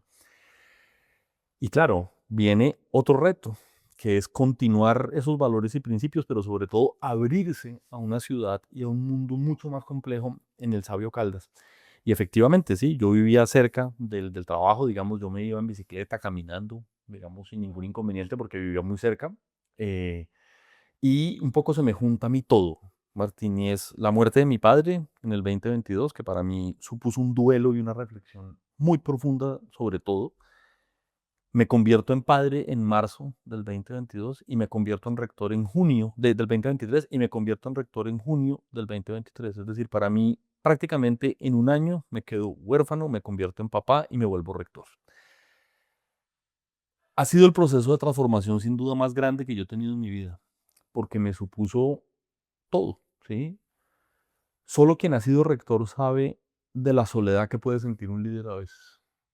No solamente en mi caso, ¿no? Que me iba a otro lugar, todo rector se siente muy solo a veces. Solo quien ha sido padre sabe lo maravilloso que es, pero también lo difícil que es al principio. Solo quien ha perdido un padre sabe lo complicado que es. A mí todo eso me tocó al tiempo. Yo te lo voy a responder de la siguiente manera. Hay un estudio del MIT que yo cito mucho que le preguntó en el mundo la satisfacción que generaba el trabajo. ¿Sí? ¿Qué es lo que te hace sentirte feliz de trabajar en algo? Uno pensaría que el salario no es lo más importante. Uno pensaría que la comodidad, no, la comodidad es lo más importante. Lo que puntuaba y por mucho era cuando tú encuentras en el trabajo un sentido de propósito. Cuando tú sientes que lo que estás haciendo es tu misión de vida. Frente a eso no hay sábado, no hay domingo, no hay trasnochada, no hay tráfico que tenga. Yo creo que en el Moderno yo hice un programa de formación docente del que me siento profundamente orgulloso. Logré una cantidad de cosas de las que me siento muy orgulloso y logramos levantar un colegio hasta su altura histórica desde el liderazgo de una persona que creyó profundamente en nosotros. El empoderamiento de él es impresionante. A mí Víctor Alberto Gómez me dijo cuando tenía 25 años, bueno, usted coordina el programa de formación de un colegio de 100 años, ¿sí? Usted, un muchacho de 26 años, ¿no? Creyó en nosotros y crecimos mucho y realmente todo el equipo se desarrolló de manera fabulosa. Yo sentí que de pronto un ciclo se había cerrado, que yo necesitaba un nuevo propósito, ¿no? Que me llega al mismo tiempo de ser padre y de todo, ¿no? Y eso consistía en irme de ese lugar seguro a otra cosa, ¿no? Yo ya lo venía pensando, yo ya lo venía pensando en mi interior. Y la Junta del Moderno me llama a mí un día y me dice, Santiago, pues estamos contemplando su nombre para esto. Sentimos que usted es la persona que queremos allá. Necesitamos una persona que tenga este empuje, que tenga este manejo. Ellos confiaron en mí. Yo lo consulté con mi señora, ¿no? Ya ella estaba, pues, por supuesto, embarazada en ese momento. Tal, le dije, mira, pues ha surgido esta posibilidad. Y mi esposa me dice, Santiago, tú no te hiciste educador para estar cómodo, tú te hiciste educador para cambiar esa pequeña porción del mundo que te vino en mente para cambiar las cosas, ¿no? Yo te apoyo irrestrictamente. Y empieza esta nueva vida, ¿no? Esta nueva vida en la que me levanto más temprano, tengo que ir, de ida me demoro 40 minutos, de vuelta más o menos 1 hora y media, 2 horas, porque el tráfico es terrible. Estamos en otro entorno, estamos en otra cosa. No hay un solo día, Martín, y te lo juro, que yo me haya levantado diciendo, "Uy, no". Siempre pienso en la sonrisa de estos niños, en lo que estamos haciendo, en las oportunidades y me siento absolutamente privilegiado. Yo nunca había sentido tanto propósito en mi vida como ahora. E incluso siento que como padre, así mi hija me vea menos, así mi hija a veces quisiera estar más tiempo con su padre, quizás el ejemplo que yo le estoy dando a ella es ese, ¿no? Que hay caminos fáciles, pero hay caminos buenos. Y esos caminos que te cuestan esfuerzo son los que realmente te demuestran las cosas, ¿no? Mi hija puede que no tenga un papá todas las mañanas, pero sí sabe que su papá se levantaba todas las mañanas a cumplir con su misión. Y creo que ese ejemplo también es muy importante para ella, ¿no? También se me arruga el corazón a veces, ¿no? Porque, caramba, ¿no? Yo a veces en esos trancones digo, a esta hora mi hija se estará despertando, ¿no? ¿Qué está haciendo mi hija, ¿no? Em, pero creo que en el fondo el ejemplo que le estamos dando es ese, ¿no? Que hay que cumplir los sueños, que hay que esforzarse, que no te puedes quedar con con tu media mitad, por decir así, ¿no? Bueno, sí, soy un colegio privilegiado, ¿no? Tengo que hacer todo lo posible por generar oportunidades para los que no tuvieron las mismas oportunidades que nosotros, ¿no?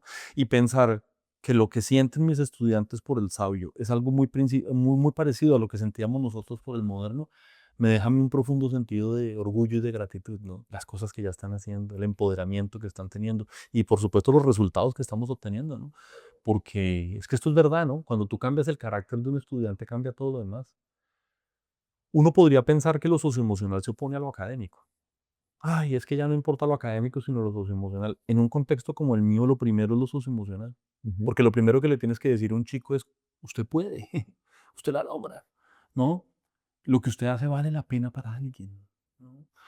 Entonces, en ese sentido, pues los resultados han empezado a llegar. Por ejemplo, en estos días puede ser algo episódico, ¿no? Nos ganamos el concurso de filosofía de los más importantes de la educación pública, compitiendo contra muchos colegios, ¿no? Somos el mejor colegio de la localidad en las pruebas estandarizadas por primera vez en la historia. Bueno, eh, es que cuando tú empiezas a creer en ti mismo y en el otro, pues los resultados también tienen que llegar por añadidura, ¿no? No hay caminos fáciles, hay caminos buenos. Sí, así es. Em, con todo lo que cuenta Santiago, o sea, recuerdo, claro, nosotros nos conocimos Ujú, en Gimnasio Moderno. Más bien os acompañamos en el desarrollo precisamente de tu escuela ujú. de maestros, como fue, digamos, el gran momento de relación personal, profesional, la primera vez que nos encontramos también físicamente, pues allí, ¿no? Con todo el Ujú, tema de la evaluación de desempeño, el coaching, etcétera, ¿no? Aunque tu pasión por el modelo y por lo que hacemos iba más allá, pero ujú. era tu labor y lo dejaste muy bien montado, que no es lo que hablaríamos hoy, pero otro día hablaremos Sí, sí, sí, de sí, sí. cómo hacer una carrera profesional Ujú. en países donde no lo hay, pero si tú tienes recursos como centro para hacer una carrera profesional moderna, ¿no? Pues en el gimnasio moderno Sí, lo has hecho, ¿no? Con formas de incentivo, de sí. acompañamiento, una chulada, ¿no? Como para hacer una entrevista de nueva solo por eso, ¿no? Pero ahora estás en Sabio Caldas. Y te vas allí, recuerdo que nada más llegar allí, ¿no? Enseguida conectabas, no sé cuánto, venga, vamos a empezar a tocar el modelo y tal. Ujú, Y creo que han tenido que pasar como ujú, unos añitos para como tomar distancia, respirar, quizás ajustar lo que has comentado en los equipos directivos, las reuniones ujú, y tal. También entiendo la decisión de tu junta rectora de que allí se necesitaba precisamente tu carácter ujú, en el Sabio Caldas. Pero me pregunto ahora que, eh, vamos, con toda la humildad, ¿no? O sea, ahora que estamos retomando el trabajo juntos y tal, ¿qué podemos aportar en ese colegio maravilloso? Hombre, a mí sí me ocurren cosas, ¿no? ujú, Pero haciendo las cosas tan bien, teniendo esos resultados académicos ya más brillantes de lo que podíamos esperar por ujú, los alumnos, o sea, ¿cómo te dibujas que volvernos a encontrar en el camino ujú. puede hacer que tu colegio siga brillando? Sí, mira, te lo respondo en dos partes y es, el gimnasio moderno, dice su historia, es el primer colegio que implementó la escuela activa o la escuela nueva en Hispanoamérica. Agustín Nieto Caballero se fue con John Dewey, conoció a María Montessori, incluso hay una anécdota escalofriante y maravillosa, y es que la misma María Montessori le escribe a Agustín Nieto Caballero, el fundador del Moderno, una carta a través de su hijo, le dice, mire, el fascismo se está poniendo duro en el país, usted me recibiría de maestra en su colegio, ¿no? La carta está, pues creo que Nueva York fue más Sí. atractivo desde lo económico, digamos, y se terminó yendo para los Estados Unidos, pero María Montessori estuvo a punto de irse al gimnasio moderno porque era el colegio referente. Cuando Agustín Nieto Caballero se ve con Rabindranath Tagore, eh, hay una foto que yo tenía en mi oficina, entre otras cosas, una foto original de Rabindranath Tagore con su firma, y una carta en la que él le decía, si yo estuviera en Colombia, mi colegio, ¿no? Del árbol maravilloso sería el suyo, ¿no? Realmente Agustín Nieto Caballero es un innovador de la educación. Cuando nosotros llegamos a la escuela de maestros, hay que decir con un sentido autocrítico, pues creamos la escuela de maestros y lo primero que nos dimos cuenta es que la escuela no era activa.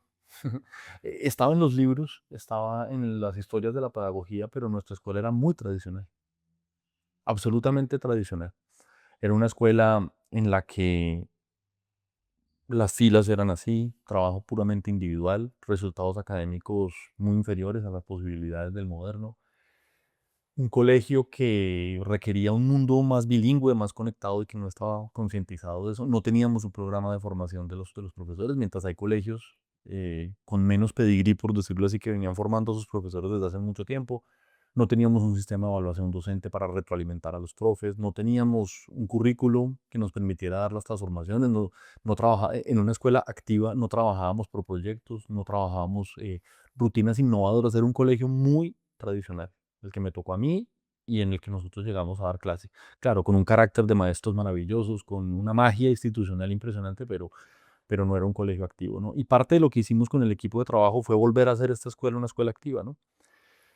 Cuando nosotros llegamos a Trilema, yo siempre he dicho que hay una frase muy linda, creo que es de Jean Cocteau, que dice que uno solamente puede escribir un poema cuando las circunstancias de la realidad coinciden con las circunstancias del corazón, ¿no? Es decir, eh, no sé, uno puede escribir sobre algo que le impacta siempre y cuando en el corazón eso esté resonando. Yo siento que con las formaciones ocurre lo mismo, ¿sí? Uno en un colegio como el Gimnasio Moderno recibe muchas capacitaciones.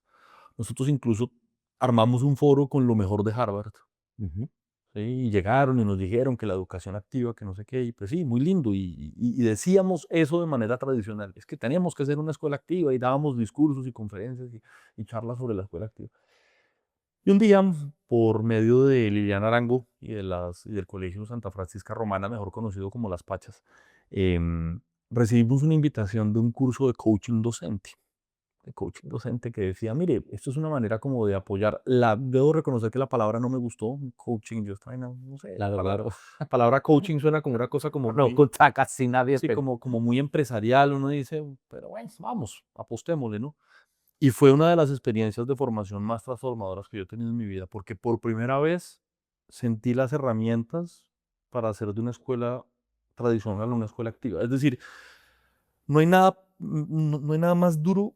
Ya estos son cargos que hay que tolerar una alta dosis de frustración, ¿no? Porque tú quieres que los cambios se den y tardan y, ¿cierto? Imagínate tú el gimnasio moderno, la transformación del gimnasio moderno. Yo en ese momento coordinaba un proyecto para transformar al moderno que se llamaba Vuelo al Bicentenario, pero no tenía las herramientas para hacerlo. Y de pronto ustedes nos muestran a nosotros en español, con colegios como los nuestros o incluso más vulnerables que los nuestros, cómo se podía dar una transformación. Para mí fue como, wow, ¿no? Yo pensé que la formación docente era dar unas horas de la clase. No, había que transformar íntimamente lo que pasaba en el aula del profesor. Y eso yo lo reconocí en el taller del coaching docente. Con eso reestructuramos el sistema de evaluación y reestructuramos todo el programa de acompañamiento a los profes. Y quedamos picados, ¿no? La formación que tú y Javier en su momento a nosotros nos impactó profundamente. Y yo le dije al rector que me decía a mí que sí a todo. Realmente, si tú quieres un líder que empodere a él, impresionante, hágale, Santiago. Si usted cree que por ahí es el camino, intentémoslo.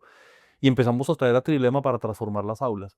Esto coincide de manera milagrosa con el cambio de currículo del colegio y gracias a esto nosotros realmente tenemos hoy un colegio que trabaja por proyectos, que trabaja en ABP, que evalúa a sus docentes, que es experiencia de innovación, que tiene tantas otras cosas que nosotros le hicimos. Esto respecto al moderno, ¿no? Yo creo que lo que a mí más me impactó de Trilema es que normalmente las formaciones son con unos gurús que nunca han dado una clase en quinto B.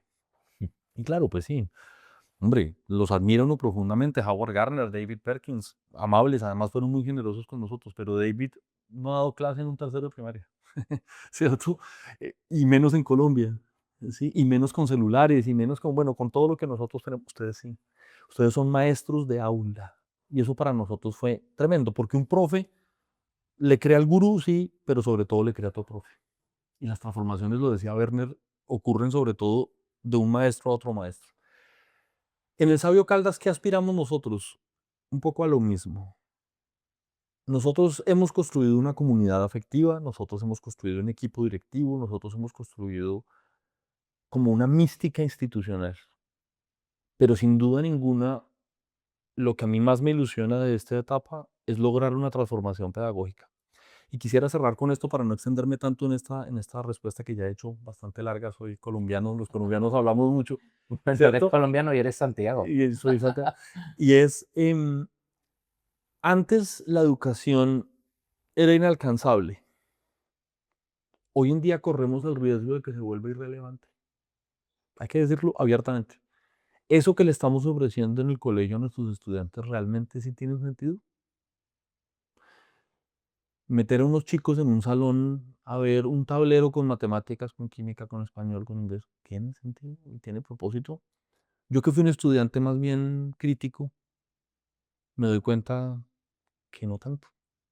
Me doy cuenta que lo que estamos haciendo en las aulas de muchos de los colegios de pronto no es tan relevante, y hay que decirlo autocríticamente. Eh, ¿Por qué lo más interesante de un colegio ocurre en la dirección de grupo o las tutorías que ustedes lo dicen, o en el descanso, o en las clases en donde el profesor hace un proyecto, o cuando los profesores hacen una obra de teatro? ¿O por qué? Porque es que el colegio tendría que parecerse más a eso. ¿Hacia dónde vamos con el sabio Caldas? Tenemos una comunidad de afectos, pero que le hace falta trabajar en equipo. El trabajo cooperativo va a ser fundamental para nosotros. Nuestros chicos trabajan en grupo, pero tienen que aprender a trabajar cooperativamente. Mira, hay una frase muy famosa de un profesor japonés que enseñó en la Universidad Nacional de Colombia, profesor Yuri Takeuchi, me parece que se llamaba, y que dice una frase que se ha vuelto pues, muy conocida porque es muy graciosa. Y dice, normalmente un colombiano siempre es mejor que un japonés, pero tres japoneses siempre son mejores que tres colombianos. Y uno dice, ¿pero por qué? Y dice, claro, porque son chicos muy talentosos, muy confiados, pero no tienen ni idea de trabajar en equipo. Y un ejemplo ha sido nuestros deportes, ¿no? La selección nuestra ha sido normalmente un desastre, ¿sí? Cuando tienes algunos de los mejores jugadores del mundo. ¿Por qué? Porque no sabemos trabajar en equipo. Los problemas del gobierno en Colombia es por falta de trabajo en equipo. No quiero meterme en política, pero tenemos un presidente que no habla con los ministros. Teníamos antes un presidente que no hablaba con la gente. No sabemos trabajar en equipo. Entonces, mi gran expectativa, o una de las grandes expectativas, es realmente que todas las clases sean trabajo en equipo y trabajo cooperativo. Para mí eso es una ilusión enorme. Segundo, las materias que estamos enseñando tienen que repensarse. Trabajar por ámbitos, como lo estamos haciendo en el moderno, quizás sea una de las respuestas. Que el tema ya no sea unas materias, sino unos ámbitos del desarrollo humano. En lo socioemocional hemos obtenido unos resultados increíbles. Qué chévere sería que las materias se metieran en esa misma lógica de dimensiones, ¿no? Tercera cosa que me entusiasma a mí profundamente, empezar a trabajar seria y deliberadamente en el trabajo por proyectos. Nosotros tenemos algunos proyectos, pero toda la educación tiene que ser trabajar por proyectos y problemas. Eso es a lo que estamos abocados. Ojalá algún día nuestros chicos desaparecieran del planeta esa educación de en qué año se independizó Colombia. No, tienen que hacerse preguntas que realmente valgan la pena y que se conecten con la comunidad. Mira, cuando yo llegué al colegio, una anécdota, una profesora de sociales me dice, profe, estamos viendo los acueductos romanos y el agua en Mesopotamia. Y yo miro por la ventana de mi oficina y veo una ruina que se llama el Puente del Indio, pero que realmente es un antiguo acueducto republicano. Y veo un barrio que se llama El Tanque. Y en un momento digo, profe, pero usted no ha pensado en enseñarles el agua también aquí. Había un tanque de agua porque no había acueducto. Bueno, pues eso es mucho más chévere, ¿no? Hay un acueducto republicano. ¿Cómo llega el agua aquí? Bogotá tuvo racionamiento de agua, ¿no? Entonces uno dice, bueno, eso es lo que nosotros tenemos que trabajar, que los chicos no solamente en su discurso sean capaces de decirle sí a una realidad que les ha dicho no, sino que sean capaces de resolver los problemas de su comunidad. Eso y por supuesto una sofisticación de la formación de los profesores, ¿no? Me interesa mucho el tema de primera infancia. Nosotros solo tenemos 12 niveles cuando deberíamos tener 14. Ya estamos en un proyecto. Me logré levantar que la máxima firma de construcción de Colombia estructurara un proyecto. Necesito el recurso de la Secretaría de Educación y pues de otras entidades para que podamos hacer esa obra real. Y qué lindo sería desarrollar un programa de primera infancia para que cuando lleguen estos salones tengamos ya este proyecto. Me ha interesado muchísimo en este foro en Perú la propuesta del bachillerato, ¿no? Yo creo profundamente en lo que decía Vygotsky, ¿no? Las actividades rectoras de los niños son fundamentales. Un niño de primera infancia lo que no explore no lo aprende. Mi hija, si no se lo mete en la boca, si no lo toca, si no lo señala, si no lo vive, no lo aprende y punto. Es así. Y así somos los seres humanos. Un chico grande, lo que no se relacione con su proyecto de vida es irrelevante. Yo siempre le digo a los profes, haga un ejercicio, hábleles de algo puramente teórico a unos chicos de un décimo. Aristóteles decía que la justicia era tal cosa y Platón decía que era tal cosa. Le juro que hay dos poniendo la atención, pero si usted dice, cuando yo entré a la universidad y di mi primera clase, Claro, porque eso se conecta con el proyecto de vida de ellos. Yo quisiera una educación conectada con el sector real. Nosotros ya tenemos 3 líneas técnicas. Los chicos se capacitan en patronaje de confección, electricidad y programación en tecnología. Qué chévere sería que 11 fuera un modelo con el sector real. Chicos que van a trabajar al metro de Bogotá, chicos que se conectan con las empresas, chicos que se conectan con el Estado, ¿no? La educación no puede convertirse en algo irrelevante. Yo tengo la máxima satisfacción de que mis niños sienten que vale la pena ir al colegio, que vale la pena estar allí. Eso hay que potenciarlo cada vez más, ofreciéndoles oportunidades ciertas de que realmente en el colegio se solucionen los problemas de su vida y que encuentre un tipo de relevancia. Si tú me lo preguntas a mí, los colegios tienen que transformarse pedagógicamente porque la escuela no puede convertirse en algo irrelevante. Qué bonito será Ujú, cuando tus alumnos de 11 tengan su titulación en el bachillerato de investigación y emprendimiento, tal que va a cual. coger todas tus inquietudes de por dónde empujarlos.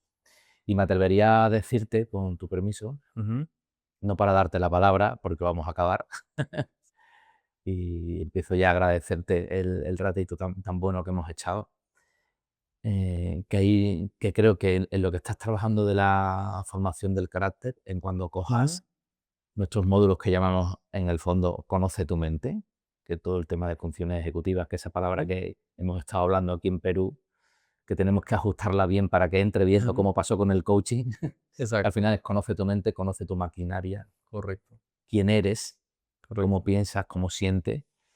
Ahí va a haber fuegos artificiales en tu colegio, Santiago, fuegos Ujú, artificiales. Me gusta cerrar con 3 nombres. En cierta manera contigo te voy a explorar o que te ratifiques o que busques otra opción, porque hay un par de ellos que me los has nombrado. ujú, Normalmente me gusta preguntaros por una persona o un líder educativo mundial, histórico, actual, que especialmente te ujú, haya, ujú, digamos, te haya inspirado. ujú, Me has nombrado a 2 por el camino, luego 3, 4, ujú. el propio fundador del gimnasio moderno. No sé, ¿te quedarías con uno de ellos? ¿Quieres decirme otro Sí, nombre? mira, yo sin duda en lo que llevo en esta andadura en educación, he tenido el apoyo de 3 personas que para mí han sido invaluables, ¿no? El ejemplo de Carmen Pellicer es impresionante, realmente lo que yo te digo, ¿no? Esto que se inventó con Marina y con ustedes de herramientas para que la frustración de los rectores se convierta de verdad en posibilidades de transformación en el aula, para mí es enorme y es infinito. La segunda persona que yo mencionaría sería Marvin Berkovich y todo el tema del carácter. Yo siento que realmente lo que se inventó él es infinitamente transformador, no solo para el colegio, sino para ti mismo, ¿no? Para tu vida, ¿no? Que es algo muy, muy potente y que recoge lo mejor de la educación positiva. Y hay una tercera persona que yo quisiera mencionar con toda la gratitud del mundo. Es un colega mío, rector, que es Julián de Subiría. Julián de Subiría es quizás el educador más importante que tiene Colombia. Julián es una persona que ha logrado meter el debate del colegio en el debate nacional. Las revistas, los periódicos hablan de educación no solo que porque los útiles o porque la comida escolar, esas cosas son muy importantes, sí, los útiles de estudio, pues digamos, ¿no? Pero los medios de comunicación hablan de currículo, hablan de lo socioemocional, hablan de eso en parte por Julián. Él conmigo ha sido infinitamente generoso, tiene un colegio que es increíble, que es el Merani, el Instituto Alberto Merani, y yo mucho de lo que he aprendido a nivel curricular y también de transformación educativa se la debo a él, que ha sido una persona además conmigo generosísima, me escucha, tiene en cuenta los aportes que uno hace. Ahorita estamos investigando mucho el tema de la tecnología con él y ha sido una persona para mí infinitamente generosa. También tendría que mencionar a un mentor para mí muy importante, que es un antropólogo, que fue el presidente de la junta que me eligió a mí, que es Karl Langebeck, que es el antropólogo más importante de Colombia quizás, pero que también fue vicerrector universitario y esa idea de él también ha sido muy importante. Te mencioné a Víctor Alberto Gómez, mi jefe, mi rector del Moderno. Son muchos nombres, ¿no? Y también el de mis maestros, ¿no? El de mis maestros de aula, Que esa ¿no? es la segunda. Que esa es la segunda, ¿no? A ver a cuántos me vas a nombrar, porque te he No, pedido no. uno y me has nombrado a 5. A ver, entiendo Sí, sí, sí, sí, que sí. Vilma Vilma, sería el sin duda. maestro que nombraría. Vilma, yo diría que ella es esencial en lo que ha significado, y te mencionaría otro nombre que para mí ha sido fundamental, que es mi padre. Sí, hemos dicho, mi papá como figura tutelar, como presencia, ha sido fundamental. Yo de él creo heredé el amor por aprender, que es mi máxima fortaleza. Yo soy una persona que ama profundamente aprender. Mi papá era una persona que se emocionaba con un pájaro, con una montaña, con una sinfonía, con cualquier cosa. Todos los días los vivía con el profundo asombro de vivir. Por eso cuando murió fue tan difícil, porque todo lo que él había visto tenía la alegría de su persona, ¿sí? Tú mirabas un libro y recordabas la alegría de mi papá con el libro, mirabas una cosa tal. Siento eso, ¿no? Siento que mi papá ha sido para mí una figura muy especial. Y te mencionaría, para nombrar tres, a mi mamá también. A mi madre yo la he recordado muchísimo, sobre todo como rector. Porque si bien ese amor por aprender y ese empuje de mi papá es el que me ha hecho en parte lo que soy, esa capacidad de mi mamá de relacionarse y de hacer las cosas especiales y de lograr los encuentros imposibles que ella siempre lograba, es lo que yo siento que me ha permitido construir una rectoría que sobre todo es tejer relaciones para que mi equipo florezca, ¿no? Y no quisiera dejar de mencionar algo, Martín, que para mí es lo más especial. He sido crítico del sistema educativo, pero también soy un privilegiado por tener un equipo en el Sabio Caldas de 6 personas que son absolutamente excepcionales. 2 exalumnas, 2 profesoras de mucha trayectoria en la institución, una trabajadora social muy joven, una directora administrativa, Elena Salamanca, que teje los hilos. Nosotros le decimos la adulta responsable. Yo estoy aquí en Perú también porque Elena está administrando eso. Ese equipo directivo para mí es realmente una joya. Siempre me dijo a mí el rector Víctor Alberto Gómez: uno tiene que trabajar con gente mejor que uno. Y yo tengo la absoluta certeza de que mi equipo son personas más inteligentes, mejores personas, más creativas, mejores seres humanos que yo. Y cuando tú trabajas con gente tan buena, todo se da. Y por supuesto el equipo de los profes. Mira, nosotros hemos tenido un equipo de profes que no le han tenido miedo a nada, ¿sí? Todo es posible, y tengo la esperanza de que eso también aplique en la transformación pedagógica que queremos hacer, porque como lo decía Agustín Nieto Caballero, lo que sean los maestros, pues son las escuelas finalmente, ¿no? Te veo incapaz de elegir, ¿eh? Cuando te pregunto uno, me queda uno, a ver si lo conseguimos en esta última. A ver, a ver, a ver. Sí, 2 más 2. Ahora me gustaría que te trajeses a tu memoria poética Sí, el nombre de un alumno o una alumna. sí, te lo tengo. Un alumno del gimnasio moderno que hacía parte del programa de inclusión, y que yo como profe le aprendí a él mucho más de lo que yo le podría enseñar a él. Y te cuento una anécdota, ¿no? Se llama Pablito, hoy en día está estudiando como locutor. Seguramente va a ser un gran locutor del país, porque es una persona de un talento excepcional. Pablito pues tiene una discapacidad muy severa que le impedía comprender conceptos complejos. Entonces a mí me dice su profesora, el nombre es horrible, profesora Sombra, realmente yo la veo como una acompañante. Me dice a mí: Santiago, la idea es que Pablito no vaya a tus clases, porque tus clases pues, son de filosofía, requieren un desarrollo abstracto. En ese momento él va a trabajar en otras habilidades. Y yo le dije: bueno, no hay ningún problema. Y vuelve y me busca, pero solamente hay un problema. Y yo le digo: ¿cuál? Y me dice que es que su clase es la favorita de él. Entonces yo dije: bueno, pues algo estará viendo ahí que de pronto no es pensamiento abstracto, y mi responsabilidad es encontrarla. Empezamos a trabajar con Pablito, una persona de una alegría y de una memoria excepcional, ¿no? Tú movías algo en el salón y Pablito sabía por qué se movió esto. Una persona que tenía una memoria y una capacidad realmente excepcional, ¿no? Tiene. Y en un momento dado, Pablito le entusiasma la filosofía. Entonces me dice a mí la profesora: escribir textos críticos, no. Entonces, bueno, ¿qué le gusta hacer a él? Y me dice: no, pues a él le gusta hacer podcasts.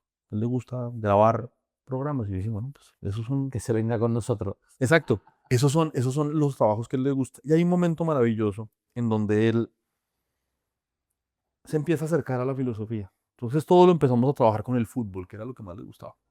Entonces los jugadores, el técnico, él empezó a entender todo a partir de eso. Y hay un momento dado en que viene la gran pregunta: ¿qué es filosofía? Y a este niño se le alumbran los ojos y dice: el filósofo es el bar. Es decir, el filósofo es el que tú acudes cuando no sabes si fue gol o si fue gol. A mí se me escurrieron las lágrimas porque me di cuenta que ese niño había logrado lo que ningún otro estudiante había logrado, que es llegar a una capacidad infinita de comprensión ¿sí? Con su discapacidad, digamos, ¿no?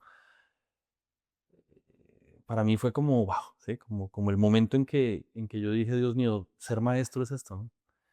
Y creo que es la mejor definición que he visto de filosofía, ¿sí? La filosofía es el VAR, es el que te determina cuando no sabes si fue gol o no fue gol, abordar esa pregunta, ¿no? Hoy en día es locutor y para mí es un estudiante que me ha transformado profundamente la vida. No te hablo de los del sabio porque son 1010 y no acabaría nunca. Porque los vas a nombrar a todos. Eh, no sé si soy capaz ahora de encontrar un poquito el cierre que había imaginado con tus versos, ¿no? Sí.